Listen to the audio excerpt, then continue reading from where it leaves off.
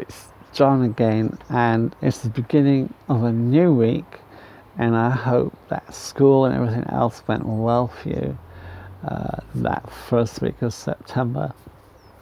And I'm delighted to tell you that I've just made a half-hour video sharing how I came to faith in Jesus Christ. And I think it's an important video.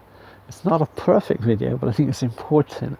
And I really ask you to take the time, not just to watch it, but to share it with those people you love who perhaps have been disaffected and disillusioned by the church. There's lots and lots of things I don't have time to mention in a half hour, but I've given you the nugget, the core of how I came to faith, that journey of faith. I've tried to express it in a very non-religious way, so that people that have been perhaps turned off by the abuses in the church and by institutionalism and so forth, and those who have been trying to find themselves, I pray and trust that they will be able to relate to that, even if you can't, but I hope you can as well.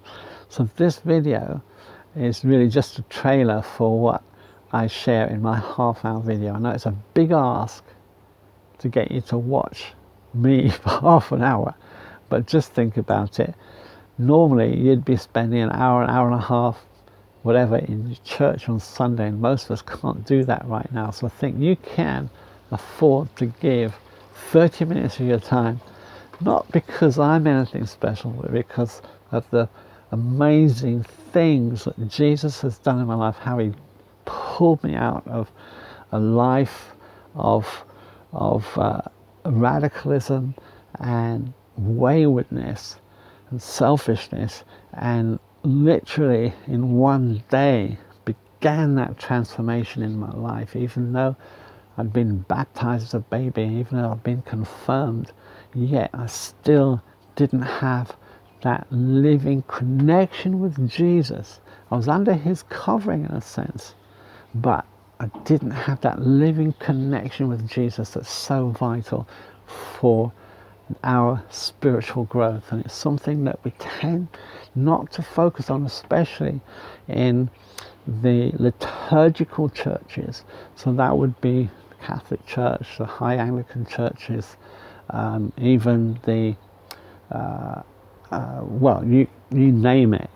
I'm not going to put too many labels on it, but there you are. It's like it's not something that is majored upon in every church. And when it is, like for instance in the Pentecostal community, very often it's done in a religious setting, in a religious way. And I want us to break free from the constraint of religion that's man-made and bring us into the liberty of the children of God, which is, Jesus said, you shall know the truth. If you obey my commands, you shall know the truth. Abide in my word, and the truth will set you free. And so it's that freedom which we've been called to, the freedom to choose for Jesus Christ, the freedom to live beyond our intellect, not denying our intellect, but beyond it. So it's a super intellect, if you like.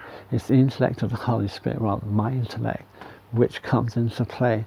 Right, that's enough. I just want to encourage you, folks, that there is a endowment of power that God has for each one of us as believers.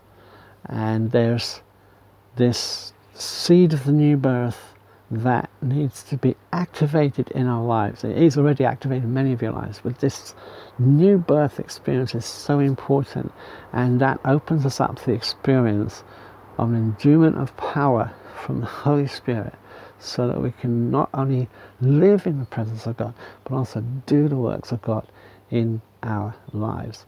Okay, that's enough from me. So I'm going to be posting the links to my half-hour video.